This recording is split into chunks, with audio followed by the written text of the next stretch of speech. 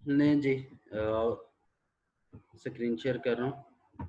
औज़ु बिल्लाहि मिनश शैतानिर रजीम, बिस्मिल्लाहिर रहमानिर रहीम। सूरह सफ हम शुरू कर रहे हैं। हमारा जो कुरान मजीद का सिलेबस है इसमें बाकी सारी चीज़ें मुकम्मल हो चुकी हैं, सिर्फ सूरह सफ रह गई है। तो अब सूरह सफ उसका हम आगाज़ कर रहे हैं। सब्बाह लिल्लाहि मा फिस समावाति व मा फिल अर्द, तस्बीह बयान करते हैं अल्लाह की जो कुछ आसमानों में है और जो कुछ ज़मीनों में है। वहुवल अजीज़ुल हकीम, और वो गालिब हिकमत वाला है। ये सबसे पहली आयत है सूरह सफ की। इसमें सिर्फ अल्लाह रब्बुल इज़्ज़त की निशानी के तौर पर और तस्बीह के तौर पर ज़िक्र किया गया उसका। ये कह लें कि सिर्फ अल्लाह की वहदानियत और अल्लाह की पाकीज़गी का ज़िक्र है। या अय्युहल्लज़ीना आमनू, अब यहाँ से असल वो चीज़ें शुरू हो रही हैं जो कि इस सिलेबस में इसको शामिल करके हमें समझाने और सिखाने का बुनियादी मकसद है। या अय्युहल्लज़ीना आमनू, ए ईमान वालो, लिमा तक़ूलून, तुम क्यों कहते हो, मा ला तफ़अलून, जो तुम नहीं करते। यानी ये एक बुनियादी तौर पर हमारा इंसानों का मसला है कि हम दूसरों को नसीहत और खुद मियाँ फजीहत के मिस्दाक हैं। हम लोगों को तो नसीहत करते हैं, ये काम करो, ये काम करो, ऐसे करो, वैसे करो, अ, अच्छे काम करो, नेकियां करो, नमाज पढ़ो, लेकिन खुद नहीं करते। तो ये इस हवाले से कुरान मजीद में उसका जिक्र है कि ईमान वालों, तुम वो क्यों कहते हो जो तुम नहीं करते। यानी तुम्हें चाहिए कि जो काम दूसरों को कहना है पहले खुद उस पर अमल करो, फिर कहो। अच्छा जी, काबुरा मक्तन इंदल्लाहि, बहुत सख्त नापसंदीदा बात है, इंदल्लाहि, अल्लाह के यहाँ, अन तकूलू माला तफालून, ये कि तुम कहो वो बात जो तुम नहीं करते। तो अब यहाँ पर जो कहा जा रहा है या समझाया जा रहा है वो ये है कि ये चीज़ अल्लाह रब्बुल इज़्ज़त को सख्त नापसंद है और अल्लाह के यहाँ ये इंतहाई नापसंदीदा चीज़ है कि वो बात की जाए जो हम खुद नहीं करते। तो अल्लाह दरअसल हमें ये चाह रहा है कि जब हम किसी को अच्छाई की तलकीन करें, अच्छाई का कहें, किसी चीज़ का हुक्म दें, तो ज़रूरी है कि पहले खुद उस पर अमल करें। अगर हम खुद अमल नहीं कर रहे तो फिर हमें दूसरों को भी उसके लिए नसीहत नहीं करनी चाहिए। दूसरों को नसीहत उस सूरत में करनी चाहिए जब हम खुद उस पर अमल कर रहे हों। अच्छा जी, इन्नल्लाह युहिब्बुल्लज़ीना, बेशक अल्लाह रब्बुल इज़्ज़त पसंद करता है उन लोगों को, युकातिलून फी सबीलिही सफ़न, जो किताल करते हैं उसके रास्ते में सफ़ बनाकर। अच्छा, ये सफ़न और सफ़ ये इसी से लिया गया है, या सफ़ बस्ता होके कअन्नहुम बुनियानुन मरसूस, गोया कि वो सीसा पलाई हुई दीवार है। अच्छा, ये सीसा आपने देखा कभी? क्यों जी, किसी को पता आप में से सीसा किसे कहते हैं?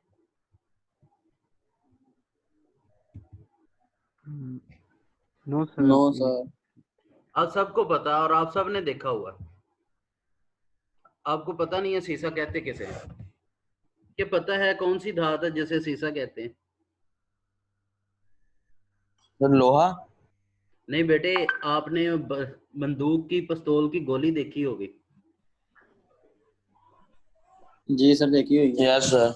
उस गोली में जो आगे क्या कहते हैं उसे, गोल्डन से कलर का सिक्का होता है ना, जो गोली से निकल के लगता है, वो होता है सीसा। यस।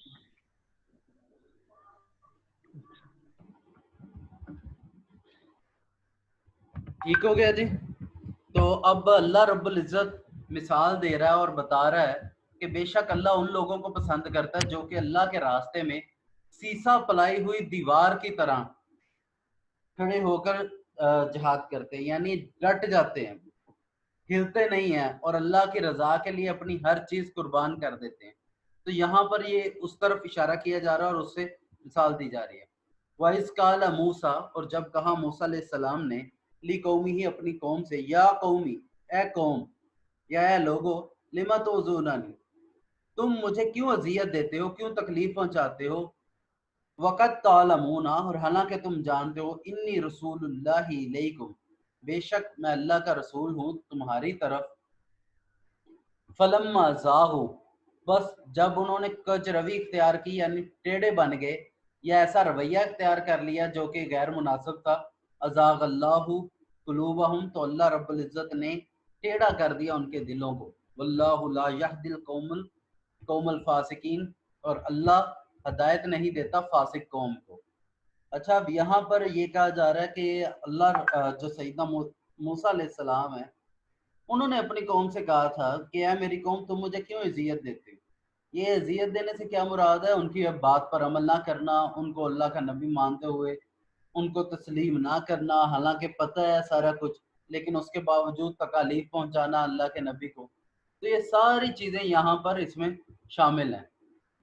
تو اب سیدنا موسیٰ علیہ السلام نے اپنی قوم سے یہ کہا تھا کہ بھی تم مجھے کیوں اذیت دیتے ہو، حالانکہ تمہیں پتہ ہے کہ میں اللہ کا رسول ہوں، تمہاری طرف بھیجا گیا، لیکن تم یہ جو کج روی اختیار کرتے ہو تو اس کے بدلے میں اللہ کیا کرتا ہے؟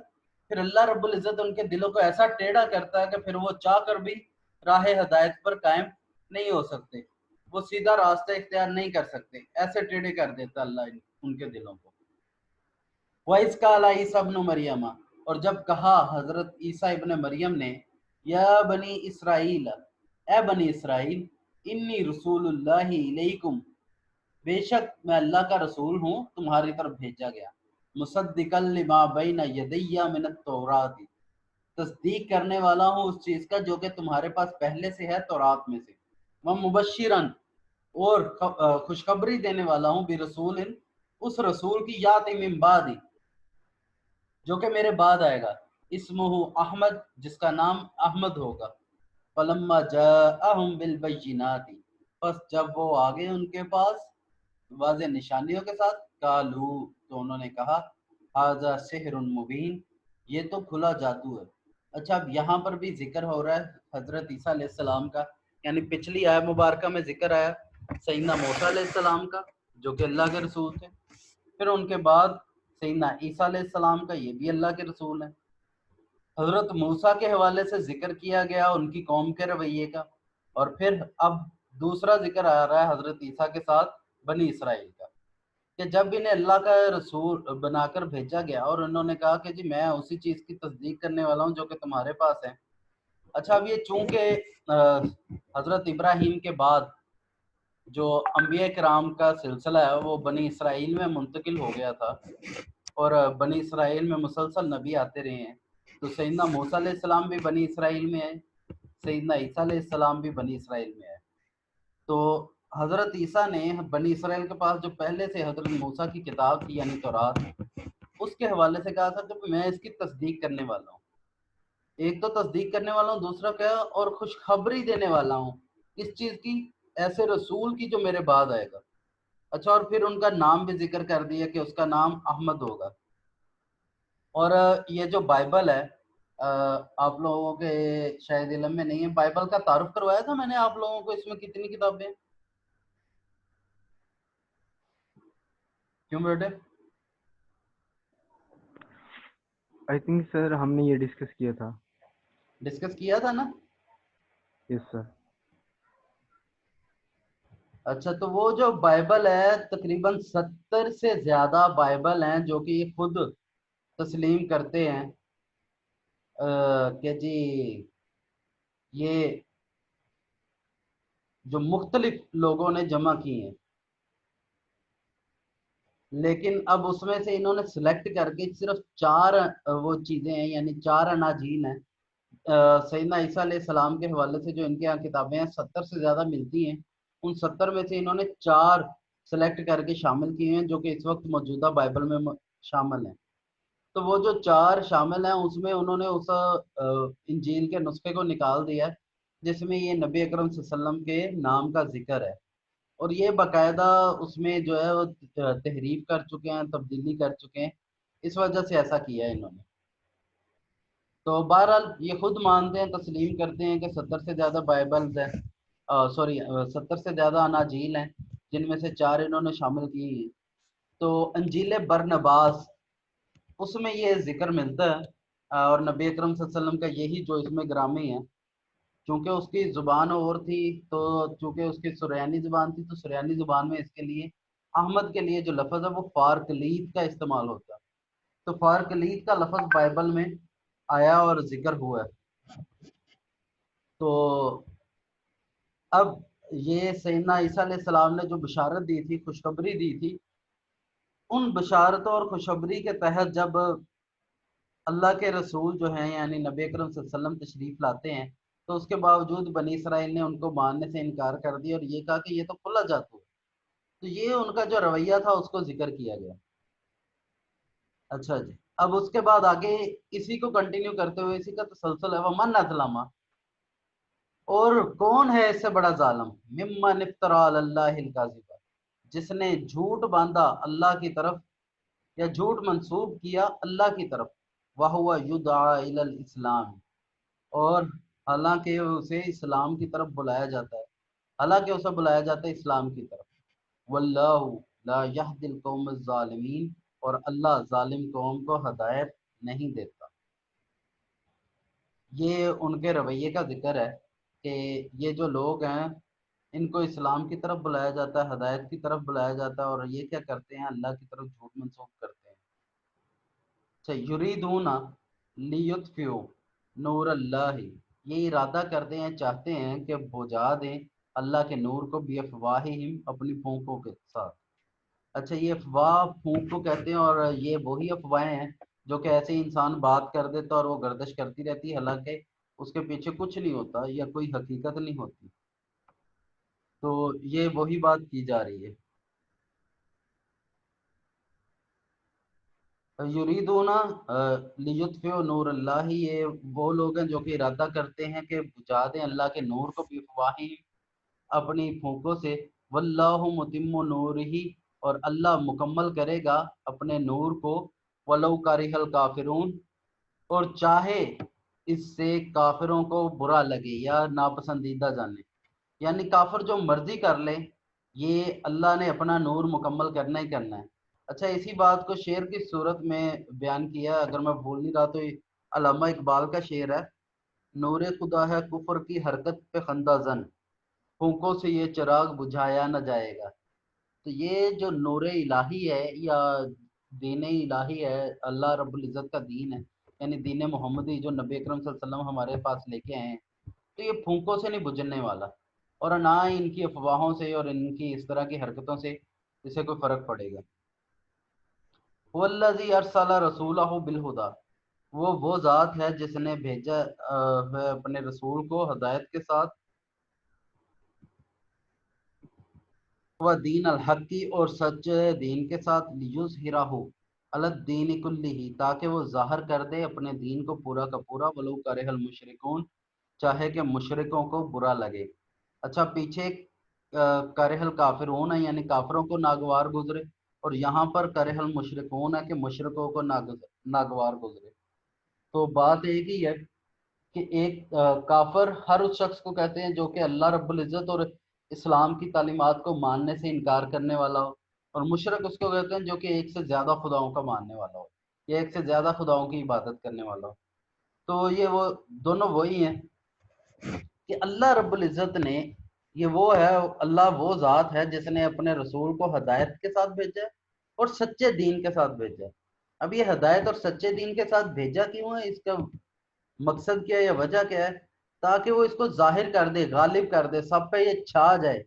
اسی طرح جیسے یہ دن کے وقت اگر کالے سیاہ بادل آ جائے تو اندھیرا چھا جاتا ہے نا، تو اسی طرح چھا جائے پورا کا پورا، اور جب یہ چھا جائے تو چاہے یہ کافر برا لگے، کافروں کو برا لگے، ناگوار گزرے، مشرکوں کو برا لگے، ناگوار گزرے، لیکن اللہ رب العزت نے اپنے اس دین کو مکمل کرنا ہی کرنا ہے، اور اس کا جو احکام ہے، اس کی ہدایت ہے، اسے انسانوں کو پہنچانی ہی پہنچانی ہے اور پھیلانی ہی پھیلانی ہے۔ اب وہ ہے کیا، اسی کی ہدایت ہے کیا، اس کی تفصیل بتائی جا رہی ہے۔ یا ایھا الذین آمنوا، اے ایمان والو، هل ادلکم علی تجارت، کیا میں تمہیں نہ بتاؤں ایسی تجارت، تنجیکم من عذاب علیم، جو کہ تمہیں بچا لے دردناک عذاب سے۔ اب یہ مومنوں سے کہا جا رہا ہے کہ کیا تمہیں میں ایسی تجارت نہ بتاؤں جو کہ تمہیں دردناک عذاب سے بچا لے۔ اب وہ کیا ہے، وہ تجارت بتائی جا رہی ہے۔ تؤمنون باللہ، تم ایمان لاؤ اللہ پر، ورسولہ، اور اس کے رسول پر، وَتُجَاهِدُونَ فِي سَبِيلِ اللَّهِ، اور تم جہاد کرو اللہ کے راستے میں، بِأَمْوَالِكُمْ اپنے مالوں کے ساتھ، وَأَنفُسِكُمْ اور اپنی جانوں کے ساتھ، ذَلِكُمْ خَيْرٌ لَكُمْ یہ بہتر ہے تمہارے لیے، ان کنتم تعلمون اگر تم جانتے ہو۔ اچھا اب وہ تجارت کیا ہے، یا وہ کون سی چیز ہے جس کے بارے میں اللہ رب العزت مومنوں کو کہہ رہا ہے، جس کی طرف مومنوں کو ہدایت دینا چاہ رہا ہے کہ بھی تم کیا کرو، ایمان لاؤ اللہ پر اور اس کے رسول پر، اور کیا کرو، اور جہاد کرو اللہ کے راستے میں اپنے مالوں سے اور اپنی جانوں کے ساتھ۔ اچھا اب یہ جہاد کی اقسام میں سے جہاد بالمال اور جہاد بالنفس یا جہاد بالسیف بھی ہے، تو یہ اس کو صورت مکمل کرنے کے بعد میں آپ کو بریفلی ڈسکس کر دیتا ہوں۔ اچھا جب یہ کریں گے تو کیا ہوگا، یغفر لکم ذنوبکم تو وہ بخش دے گا تمہارے گناہوں کو، ویدخلکم جنات اور تمہیں داخل کرے گا جنتوں میں یا جنات میں۔ یہ جنت کی جمع ہے جنات، کون سی جنتوں میں، تجری من تحتها الانہار جن کے نیچے بہتی ہیں نہریں، اور مساکن طیبۃ اور جن میں نہایت بہتر یا خوبصورت یا پاکیزہ گھر ہیں یا رہائشی ہیں، فی جنات عدن جنت عدن میں، ذالک الفوز العظیم اور یہ بہت بڑی کامیابی ہے۔ اچھا اب جب یہ انسان اس طرح کا عمل کرے گا تو اس کے بدلے میں کیا ہوگا، یہ وہ بتایا جا رہا ہے کہ پھر اللہ رب العزت ایسی جنت میں داخل کرے گا جو کہ جنت عدن ہے، جس میں نہایت بہترین خوبصورت عمدہ رہائش گاہیں ہوں گی، اور ان میں داخل کرنے کے بعد کیا ہوگا کہ یہاں پر ہم نے ہمیشہ ہی رہنا، اور یہ بہت بڑی کامیابی ہوگی جو لوگ اس میں داخل ہوں گے۔ اچھا جی، وَأُخْرَىٰ تُحِبُّونَهَا اور اس کے علاوہ ایک اور نعمت ہے، وہ کیا ہے، تحبونہا جو کہ اللہ نے تمہارے لیے پسند فرمائی ہے یا تم لوگ اسے پسند کرتے ہو یا چاہتے ہو، وہ کیا ہے، نصر من اللہ و فتح قریب اللہ رب العزت کی مدد اور فتح جو کہ قریب پہنچ چکی ہے، وبشر المومنین اور یہ مومنوں کے لیے خوشخبری ہے۔ اچھا یہ اس آیہ مبارکہ کے ذریعے اللہ رب العزت نے مومنوں کو خوشخبری سنائی تھی فتح مکہ کی، اور پھر یہ خوشخبری جو ہے مکہ بھی فتح ہوا اور فارس اور روم کی فتوحات بھی ہوئی، یعنی جو اس وقت کی سپر پاورز ہیں وہ بھی مسلمانوں کے ہاتھ جو ہیں وہ مسلمانوں کے ہاتھوں فتح ہوتی گئیں، اور ایک کے بعد ایک ایک کے بعد ایک سارے جگہ جو ہیں وہ مسلمانوں کے زیر فرمان آ گئی۔ یا ایھا الذین آمنوا اے ایمان والو۔ اچھا اب یہ پیچھے ذکر آیا تھا حضرت موسیٰ کا اور حضرت عیسیٰ کا، اب اسی حضرت عیسیٰ کے ذکر کو آگے تسلسل دیا جا رہا ہے، اب اسی کی مثال بناتے ہوئے کہا جا رہا ہے کہ تم بھی ایسے کرو۔ اب وہ ہے کیا، یا ایھا الذین آمنوا اے ایمان والو، کونوا انصار اللہ ہو جاؤ اللہ کے مددگار، کما قال عیسیٰ ابن مریم جیسے کہ کہا حضرت عیسیٰ ابن مریم نے، للحواریین اپنے حواریوں سے۔ اچھا جیسے ہم نبی اکرم صلی اللہ علیہ وسلم کے ساتھیوں کے لیے لفظ صحابی استعمال کرتے ہیں، ایسے ہی حضرت عیسیٰ علیہ السلام کے ساتھیوں کے لیے لفظ حواری استعمال ہوتا ہے۔ تو حضرت عیسیٰ نے اپنے حواریوں سے کیا کہا، من انصاری اللہ کون ہے میرا مددگار اللہ کی طرف، قال الحواریون تو حواریوں نے کہا نحن انصار اللہ ہم اللہ کے مددگار ہیں، فآمنت طائفۃ من بنی اسرائیل تو پھر ایمان لے آیا ایک گروہ بنی اسرائیل میں سے۔ اب جنہوں نے تو کہا کہ ہم اللہ کے مددگار ہیں وہ تو ایمان لے آیا اور حضرت عیسیٰ کے ساتھ اللہ کے راستے میں شامل ہو گئے۔ وَكَفَرَتْ طَائِفَةٌ اور انکار کیا ایک گروہ نے، فَأَيَّدْنَا الَّذِينَ آمَنُوا پھر ہم نے مدد کی، تائید کی ان لوگوں کی جو ایمان لائے، عَلَىٰ عَدُوِّهِمْ ان کے دشمنوں پر، یعنی جنہوں نے اللہ کی مدد کا وعدہ کرتے ہوئے ایمان لے آئے، تو اللہ رب العزت نے کیا کیا، پھر اللہ رب العزت نے ان کی مدد کی، کن پر، اس گروہ پر جنہوں نے انکار کر دیا تھا یا کفر کیا تھا۔ فَأَصْبَحُوا ظَاہِرِينَ تو پھر انہوں نے صبح کی یا وہ ہو گئے ظاہرین غلبہ پانے والوں میں سے، یعنی جب اللہ کی مدد شامل ہو گئی ایمان والے حواریوں کے ساتھ تو پھر کیا ہوا، یہ لوگ غالب آ گئے ان پر جو کفار تھے یا جنہوں نے کفر کیا تھا، تو کفار پر یہ غالب آ گئے۔ ٹھیک ہے جی، یہ سورہ صف جو ہے وہ یہاں تک مکمل ہو گئی. یہاں تک کچھ سوال ہے بیٹے تو بتائیں. نو سر.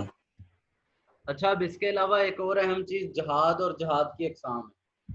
سب سے پہلے جہاد کہتے کسے ہیں؟ تو جہاد کا لٹرل میننگ یا لغوی معنی تو ہے کوشش کرنا، اور اصطلاحی معنی اعلاء کلمت اللہ کے لیے اللہ رب العزت کے جو دین ہے اس کی سربلندی کے لیے، یا اللہ رب العزت کے حکم ہے یا اللہ کے احکام ہیں اس کو پہنچانے کے لیے اللہ کے راستے میں عملی کوشش کرنے کا نام جہاد ہے. ٹھیک ہے جی، یہ آپ کو میں اس لیے بتا رہا ہوں تاکہ یہ ڈیفینیشن ہے آپ کے ذہن میں رہے. جہاد کی اقسام بنیادی طور پر جہاد کی دو قسمیں ہیں، جو یعنی ابھی ہم نے اس آیت میں پڑھی ہیں. ایک جہاد بالمال اور ایک جہاد بالنفس ہے. لیکن اس کو جو بنیادی طور پر کہا جاتا ہے، یا دوسرا آپ نے انٹر کی کتاب میں بھی پڑھا ہوگا، وہ اس کو 3 اقسام میں بنایا گیا. سب سے پہلی قسم ہے جہاد بالنفس. جہاد بالنفس کا مطلب یہ ہے کہ اپنی ہی جان کے ساتھ جہاد کرنا، یعنی اپنے خواہشات نفس کے خلاف جہاد کرنا. انسان یعنی جب اپنے ہی خواہشات کو کچلتا ہے اور اللہ کے احکام پر عمل کرتا ہے تو اسے جہاد بالنفس کہتے ہیں. یہ سب سے پہلی قسم ہے. دوسری قسم آ جاتی ہے جہاد بالطاغوت، یا شیطان کے خلاف جہاد، یا طاغوت کے خلاف جہاد. اب یہ طاغوت یا شیطان سے کیا مراد ہے؟ کہ وہ قوتیں، وہ لوگ، وہ دوست، وہ چیزیں، وہ کام جو کہ انسان کو اللہ کے راستے سے روکتے اور ہٹاتے ہیں، ان کے خلاف جہاد کرنا. یعنی اگر ہمارا کوئی دوست ہمیں اللہ کے راستے سے ہٹاتا ہے، یا اس طرح کے کام کرتا ہے، یا اس طرح کے کام کرنے کا کہتا ہے جو کہ اللہ نے منع کیے ہیں، تو وہ ہمارے لیے شیطان یا طاغوت کے درجے میں ہو جائے گا. تو اس کے خلاف جہاد کرنا. اور پھر اس کے بعد تیسری چیز ہے جہاد بالسیف، یعنی تلوار اٹھا کر عملی طور پر اللہ کے راستے میں جہاد کرنا. تو اب یہ جو جہاد بالسیف ہے اس کی مزید 2 اقسام ہیں. ایک کہلاتی ہے مدافعانہ جہاد، ایک کہلاتی ہے مصلحانہ جہاد. مدافعانہ جہاد کا مطلب یہ ہے کہ جس جگہ پہ مسلمان رہ رہے ہیں وہاں پر مسلمانوں پر کوئی حملہ ہو جائے تو اپنے دفاع کے لیے جنگ کرنا. مثال کے طور پہ غزوہ بدر ہے. غزوہ بدر میں کیا ہوا تھا؟ مشرکین مکہ سے چل کے آئے مسلمانوں پر مدینہ میں حملہ کرنے. تو مسلمانوں نے مدینہ سے باہر نکل کر بدر کے میدان پر جنگ کی اپنے دفاع کے لیے. پھر اس کے بعد غزوہ احد میں بھی اسی طرح ہوا. غزوہ خندق بڑا مشہور ہے کہ سبھی مسلمان جو ہے وہ مدینہ منورہ میں محصور ہو گئے تھے، وہیں پر انہوں نے خندق کھود لی. تو آپ پر یعنی جب مسلمانوں پر حملہ ہوا تھا اس میں بھی وہ کیا تھا؟ اپنے دفاع کے لیے جنگ کی گئی. تو یہ جہاد بالسیف میں پہلی قسم آ جاتی مدافعانہ جہاد، یعنی اپنے دفاع کے لیے کوشش کرنا. اور دوسری قسم آ جاتی ہے مصلحانہ جہاد، اللہ کے حکم کو غالب کرنے کے لیے، دوسروں کی اصلاح کے لیے، دین حق اسلام کی سربلندی کے لیے، یعنی جو خالصتاً اللہ رب العزت کے لیے ہو، اس کے لیے لوگوں کی اصلاح کے لیے آگے بڑھ کے ان پہ حملہ کرنا. یعنی یہ مشرکین مکہ نے جو کچھ کیا تھا، پھر مسلمانوں نے بعد میں ان پر حملہ کیا اور پھر فتح مکہ ہوئی، تو یہ مصلحانہ جہاد ہے. پھر اس کے بعد فارس اور روم ہے، یہ سلطنتیں تھیں. تو ان سلطنتوں کو نبی اکرم صلی اللہ علیہ وسلم نے خط لکھ کر اللہ کے جو دین ہے، دین اسلام ہے، اس کو قبول کرنے کی دعوت دی، لیکن انہوں نے انکار کر دیا. پھر ان کے خلاف باقاعدہ جہاد شروع ہوتا ہے. تو یہ سارا مصلحانہ جہاد تھا. یہ کلیئر ہو گیا جی؟ جی سر. یس سر. یہ 5 اقسام سمجھ آ گئی؟ یس سر. جہاد بالنفس، جہاد بالطاغوت، جہاد بالسیف. اور جہاد بالسیف کی آگے مزید 2 اقسام ہیں، مدافعانہ جہاد اور مصلحانہ جہاد. یہ کلیئر ہے یہاں تک؟ یس سر. جی سر. اچھا، جنگ اور سر ان جہاد کا میں اجر کیا و فرق ثواب ایک جتنا ملتا ہے؟ سوری بیٹے سر سمجھ جی ان نہیں. کا اجر و ثواب مطلب سر ہر جہاد کا جیسے جہاد میں نفس ہے اور جو دوسرے ہیں طاغوت، یہ ان کا اجر و ثواب ایک جتنا ہے؟ نہیں بیٹے، ایک نہیں ہے. اصل میں بنیادی طور پر سمجھنے کی بات یہ ہے کہ اب ایک چیز یہ ہے کہ جسے جہاد کا، اسے نا میں مثال دوسری دے دیتا ہوں، شہید والی. اب شہید ہے ایک آدمی وہ ہے جو کہ اللہ کے کلمہ کو یا اللہ کے دین کو غالب کرنے کے لیے خالصتاً رضائے الہی کے لیے تلوار اٹھا کے اللہ کے راستے میں جہاد کرتا ہے اور جہاد کرتے ہوئے شہید ہو جاتا ہے، وہ ہوتا ہے حقیقی شہید۔ اور ایک یہ ہے کہ نبی اکرم صلی اللہ علیہ وسلم کا فرمان ہے کہ جی اگر کوئی کسی کی حادثاتی موت ہو جاتی وہ بھی شہید ہے۔ تو یہ جو دوسرا شہید ہے اسے کہتے ہیں حکمی شہید، لیکن اصل جو شہید ہے وہ وہی ہے جو کہ اللہ کے دین کے لیے تلوار اٹھا کے صف بستہ ہو کے، جسے پتہ ہے کہ اس میں میری جان جا سکتی ہے، لیکن وہ اپنی جان کو اللہ کے راستے میں قربان کرتے ہوئے اللہ کے دین کے لیے پورے کوشش کرتے ہوئے شہید ہو جاتا ہے، تو وہ اصل شہید ہے۔ اسی طرح جو جہاد ہے اصل، وہ تلوار اٹھا کے اللہ کے راستے میں کوشش کرنے کا نام ہے، یعنی جہاد بالسیف۔ اچھا باقی کیا ہے جو جہاد بالنفس ہے، یہ اصل میں تیاری ہوتی ہے انسان کی جہاد بالسیف کی۔ جہاد بالطاغوت ہے، یہ کیا ہے؟ یہ دراصل تیاری ہوتی ہے انسان کی جہاد بالسیف کی۔ تو جب تک انسان تیار ہو رہا ہوتا ہے، کوشش کر رہا ہوتا ہے، تو تب تک یہ ساری چیزیں اس میں شامل ہوتی ہیں۔ اور جب وہ ساری چیزیں، چونکہ اب یہ ساری تیاری میں شامل ہوتی ہیں، اس وجہ سے اسے کہہ دیا گیا کہ یہ بھی جہاد ہی ہیں، یہ جہاد کی اقسام بنا دیا گیا۔ جی sir, okay, thank you sir. Clear ہے سمیر؟ جی سر کلیئر ہے، تھینک یو سر۔ چلیں، اور کوئی سوال بیٹے؟ سر جہاد کی ڈیفینیشن ایک بار ریپیٹ کر دیں پلیز۔ اعلی کلمات اللہ کے لیے جو انسان مسلح اور منظم کوشش کرتا ہے اسے جہاد کہتے ہیں۔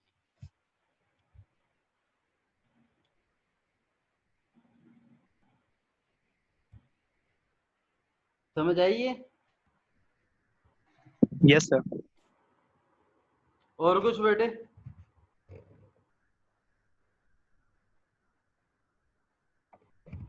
اس میں اور کچھ پوچھنے والی یا جاننے والی چیز ہے؟